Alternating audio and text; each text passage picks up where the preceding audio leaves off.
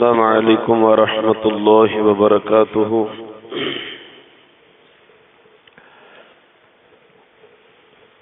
وضو کی مناسبت سے کل سے جو گفتگو کا آغاز کیا گیا کہ ہماری جسمانی اور روحانی طہارت کے لیے وضو اولین شرط ہے اور عبادات کی قبولیت کا انحصار بھی اس پہ لازم ہے، بلکہ اگر یہ بات کہیں تو مبالغہ آرائی نہ ہوگی کہ ہماری کامیابیوں کا راز بھی اللہ سبحانہ و تعالی نے وضو میں رکھ دیا ہے۔ اللہ کے ایک ولی، ان کا معمول تھا کہ وہ بار بار وضو فرماتے، اور یہ سنت مطہرہ ایسی ہے رسول اللہ صلی اللہ علیہ وآلہ وسلم کا جو فرمان صحیح بخاری اور صحیح مسلم میں ہے۔ حضور علیہ السلام فرماتے ہیں کہ قیامت والے دن میں اپنے لوگوں کو پہچان لوں گا۔ اب قیامت والے دن سیدنا آدم علیہ السلام سے لے کے آخری انسان تک سارے لوگ موجود ہوں گے۔ حضور آپ ہمیں پہچان لیں گے؟ فرمایا اسی طرح پہچان لوں گا جس طرح کئی جانوروں میں سے انسان اپنے جانور کو پہچان لیتا ہے، کالے گھوڑوں میں سے کوئی اپنے سفید گھوڑے کو پہچان لیتا ہے۔ حضور کس طرح ہماری پہچان ہوگی؟ تو نبی کائنات صلی اللہ علیہ وآلہ وسلم نے فرمایا کہ میں اپنے امت کے لوگوں کو وضو کے اعضاء سے پہچان لوں گا۔ تمہارے یہ وضو والے اعضاء قیامت والے دن یوں چمکتے ہوں گے جیسے 14ویں رات کا چاند چمکتا ہے۔ اور پتہ ہے حضور نے اس موقع پہ کیا فرمایا تھا؟ فرمایا اب جس کا دل کرتا ہے وہ اپنی روشنی کو بڑھا لے۔ مطلب کیا کہ اگر یہاں تک وضو کے اعضاء پہلے دھوتا ہے وضو کے پانی سے تو کچھ زیادہ کر لے، پاؤں دھوتا ہے تو کچھ زیادہ پنڈلیوں تک پانی وضو کا لگا لے، جہاں تک وضو کا پانی لگے گا قیامت والے دن وہ اعضاء 14ویں کے چاند کی طرح چمکتے ہوں گے۔ تو لہذا یہ ایسی سنت مطہرہ ہے۔ تو اللہ کے ولی کو جب دیکھا کہ بار بار وضو کر رہے ہیں، کسی نے پوچھا بابا جی یہ کیا کرتے ہیں آپ؟ تو وہ کہنے لگے پتر، مسلمانوں کی تاریخ تابندہ دو ہی باتوں سے ہوئی ہے، یا خون کے ساتھ یا پانی کے ساتھ۔ ہماری تاریخ یا میدان کاز میں جہاد کرتے ہوئے خون بہا کے تاریخ لکھی گئی، یا وضو کے پانی کے ساتھ انسان کی تقدیر بدلتی ہے۔ جناب رسول اللہ صلی اللہ علیہ وآلہ وسلم کے پاس ایک بندہ آیا، تنگ دستی کی شکایت کی، حضور کاروبار نہیں ملتا، بڑا پریشان ہوں، فاقوں کی نوبت ہے۔ تو نبی کائنات صلی اللہ علیہ وآلہ وسلم نے جو نسخہ کیمیا مرحمت فرمایا، آپ نے فرمایا باوضو رہا کرو۔ سبحان اللہ۔ سوال کیا ہے کہ کاروبار کوئی نہیں رہ گیا، بے روزگاری ہے، جواب کیا مل رہا ہے؟ باوضو رہا کرو۔ اب آپ اندازہ کیجئے کہ جناب رسول اللہ صلی اللہ علیہ وآلہ وسلم کے اس فرمان پہ عمل کی برکت اتنی زیادہ ہوئی۔ کچھ عرصہ کے بعد وہی بندہ واپس آ گیا، کہنے لگا حضور اب تو اتنا کاروبار ہے کہ میں خود بھی پیٹ بھر کے سوتا ہوں اور محلے کے 5-7 گھروں کا راشن بھی الحمدللہ میں اپنے گھر سے بھیجتا ہوں۔ کس وجہ سے؟ سوال کیا تھا کہ روزگار نہیں، کاروبار کوئی نہیں، رزق میں برکت نہیں۔ تو جواب کیا ملا تھا؟ باوضو رہا کرو۔ لہذا باوضو رہنا یہ ایسا با کرامت رہنا ہے کہ جس کے ساتھ انسان کو کامیابیاں نصیب ہوتی ہیں، روحانی جسمانی طہارت نصیب ہوتی ہے، فرشتوں کی دعاؤں کا مستحق انسان ہو جاتا ہے۔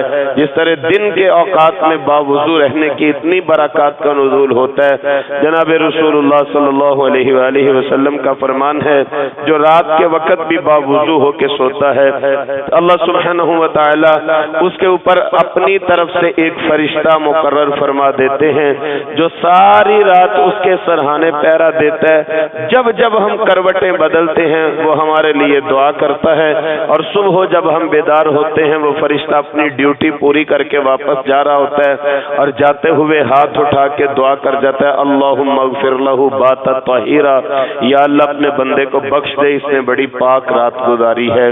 اور آخری بات، سبحان اللہ، آخری بات، باوضو رہنا انسان کو ایسا با کرامت بنا دیتا ہے کہ پھر آپ کا تذکرہ لکھنے کے لیے فرشتے آپس میں جھگڑا کرتے ہیں.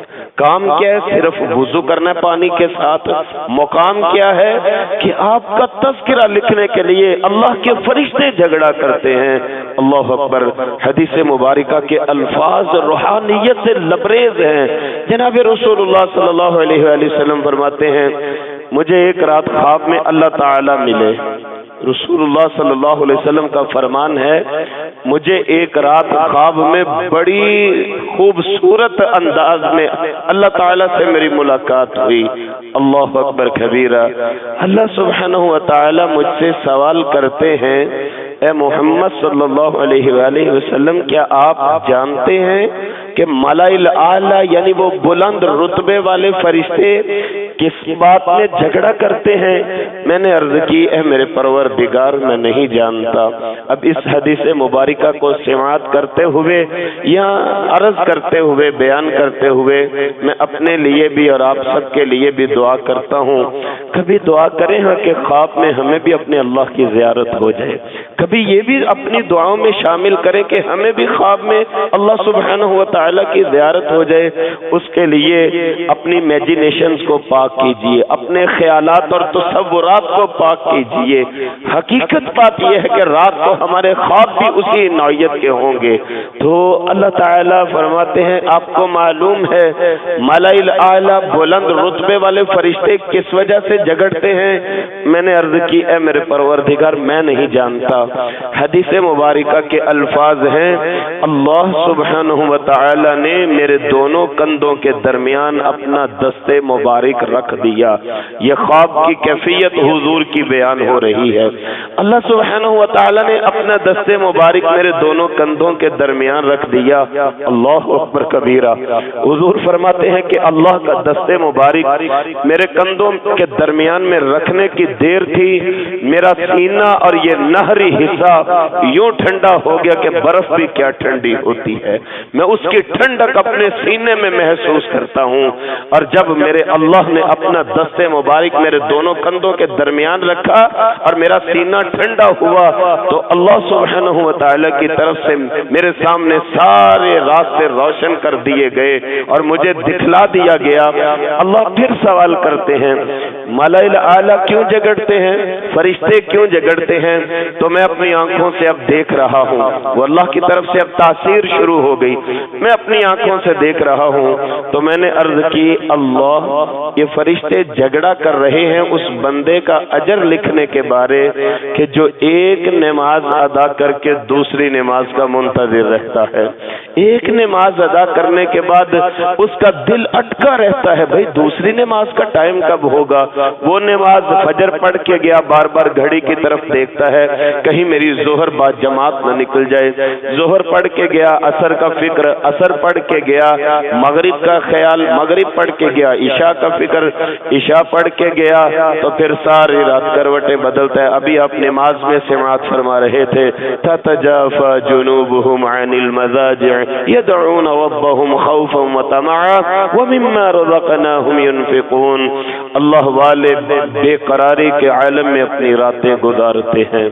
اللہ والے اپنی راتیں بے اضطرابی کے عالم میں گزارتے ہیں.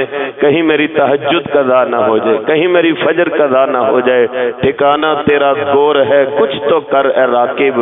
کہاوت ہے کہ خالی ہاتھ گھر جانا اچھا نہیں ہوتا. اللہ میں نے دیکھا ہے کہ جو لوگ نماز کے لیے پریشان رہتے ہیں فرشتے ان کا اجر لکھنے کے لیے جھگڑا کرتے ہیں. اچھا اور آپ نے کیا دیکھا؟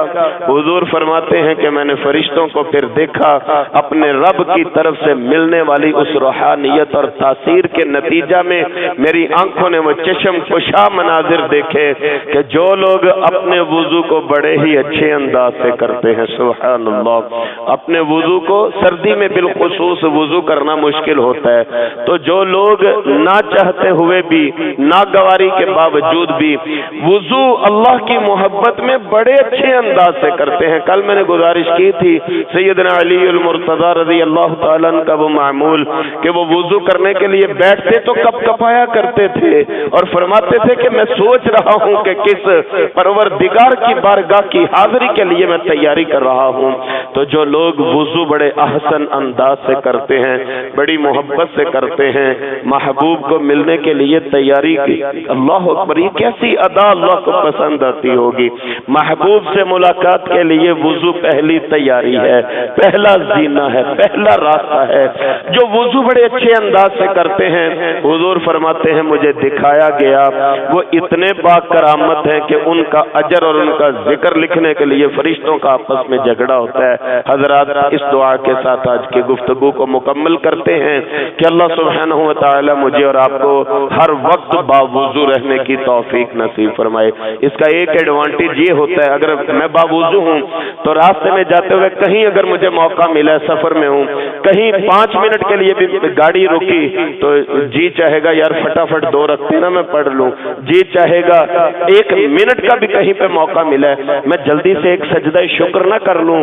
واسجد وقت قریب، وضو انسان کو باوضو رہنا انسان کو ایسا با کرامت بنا دیتا ہے کہ وہ قرب کی منازل طے کرتا ہوا، معرفت کے راستوں پہ چلتا ہوا، محبت الہی سے اپنے دامن کو بھر کے اللہ سبحانہ و تعالی کی جوار رحمت کا حقدار بن جاتا ہے۔ انشاءاللہ آئندہ دروس میں بھی یہ تذکرہ جاری رہے گا۔ اللہ سبحانہ و تعالی مجھے اور آپ کو ہر وقت باوضو رہنے کی توفیق نصیب فرمائے، اور وضو کی برکت سے اللہ ہماری دنیا اور آخرت کی پریشانیوں کو رفع فرما دے۔ اقول قولی ھذا واستغفر اللہ لی ولکم ولسائر المسلمین۔